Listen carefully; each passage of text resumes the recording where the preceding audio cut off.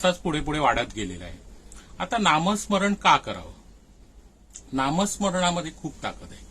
आणि जेव्हा आपण सामूहिक नामस्मरण करतो, तर समजा आज मी माझ्या घरी एकटा नामस्मरण करतोय, कोमलताई त्यांच्या घरी एकट्या नामस्मरण करतायत, लताताई त्यांच्या घरी एकट्या करतायत, आणखीन कोणत्या ताई राजश्रीताई त्यांच्या घरी करतायत, तर त्याचं जे फळ आहे ते एका नामस्मरणाचं फळ फक्त एका व्यक्तीला तेवढंच मिळतं.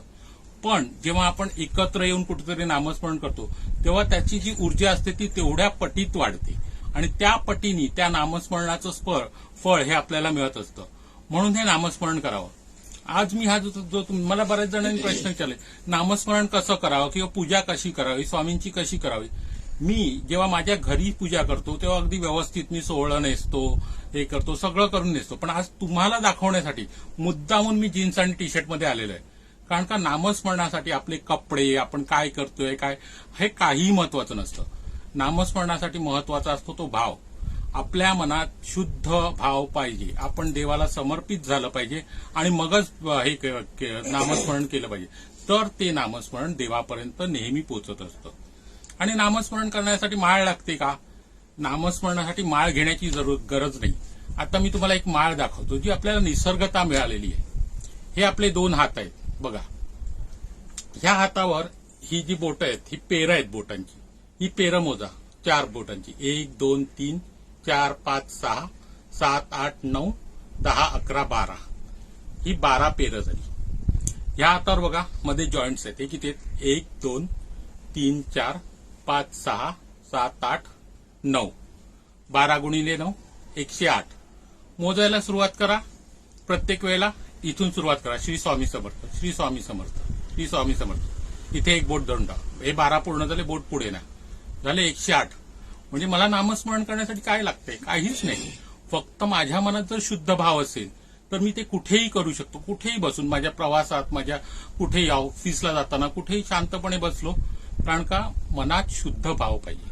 त्यामुळे प्रत्येकाने लक्षात ठेवा, जेव्हा जेव्हा आपण देवाचं नामस्मरण करतो तेव्हा आपला शुद्ध भाव, निर्मळ भाव एवढाच देवाला हवा असतो. बाकी आपण काय घातलाय, कोणत्या पद्धतीने पूजा करतोय, तेलाचा दिवा पेटवलाय देवापुढे की तुपाचा पेटवलाय, हे काही महत्वाचं नसतं. त्यामुळे प्रत्येकाने अगदी मनापासून नामस्मरण करा. इच्छा असेल तर करायचं, ज्यांना इच्छा नाही त्यांनी नाही केलं तरी चालेल. कारण देव कधीच म्हणत नाही की तुम्ही माझं नाव घ्या.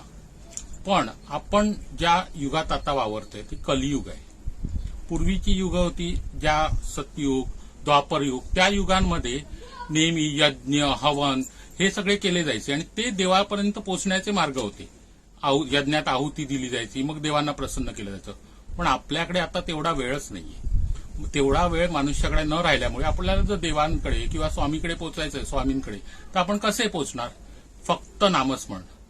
देवानी स्वतःच सांगितलेलं आहे की कलियुगामध्ये माणसांनी फक्त शुद्ध नामस्मरण करायचंय आणि त्याच्यामुळे आपण देवापर्यंत पोहोचणार आहोत. आणि इतका सोपा मार्ग असेल तर आपण का नाही तो बरा अवलंबायचा? का नाही देवाचं नाव घ्यायचं? दिवसातनं एकदा कधीही ज्याला जसा वेळ मिळेल तसं तो नामस्मरण करूच शकतो ना. आणि हेच माझं मत आहे आणि ते जास्तीत जास्त लोकांपर्यंत पोहोचवावं म्हणून मी हा प्रयत्न करत आहे. तर आज आपण स्वामींचं नामस्मरण करणार आहोत. आता स्वामींच्या नामस्मरणासाठी माझ्याकडे एक पुस्तक आहे, जे आमच्या घरीच आम्ही छापून घेतलेलं आहे. आणि या पुस्तकामध्ये हे आपल्याला कुठेतरी असं डिस्प्ले होईल असं मोबाईलवर ठेवता येईल.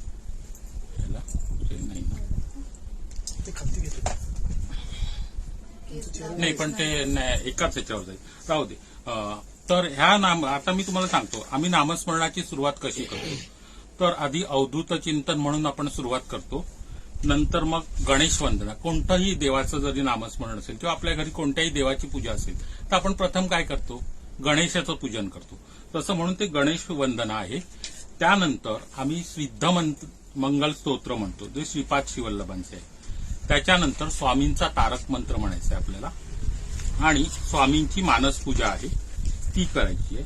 आणि एक स्वामी समर्थाष्टक आहे ते म्हणायचंय आणि जप घेणार आहोत. इतकं आपण एक सुरुवात म्हणून इतकं आपण करणार आहोत. तर तुम्हाला ज्यांना ज्यांना ही स्तोत्र मंत्र माहिती असतील त्यांनी माझ्यासोबत म्हणायचं आहे. कारण का मला वेळच नाही मिळाला, ऐन वेळेला ठरल्यामुळे, नाही तर मी याची PDF वगैरे बनवून ग्रुपवर वगैरे टाकली असती. तुम्ही कोमल हा तुम्ही आपल्या त्या ह्याच्यावर टाकून द्या ना. मी करू काय स्कॅनिंग करून पाठवता मी करत मी स्कॅन करून पाठवतो ग्रुपला. कुठल्या फेसबुकला पाठवतो. आपल्या त्या जॉब करतो त्याच ग्रुपवर. त्याच्यावर मला कसं पाठवायचं? मी पाठवतो. तुम्ही- नाही ओपन ग्रुप आहे त्याच्यावर पाठवा ना. अच्छा ओपन आहे का group? हा ओपन. तो आपला जो स्वामी समर्थ टू जो ओपन आहे ना त्याच्यावर पाठवा. मग मी तिकडनं पाहिजे तर मग हे शेअर करेन. हे तिकडून करताय. फोटो काढून पाठवले ते चालेल ना? फोटो डायरेक्ट पाठवले तरी चालतील दादा. अहो मी पाठवते. मी खरंच आपला आभार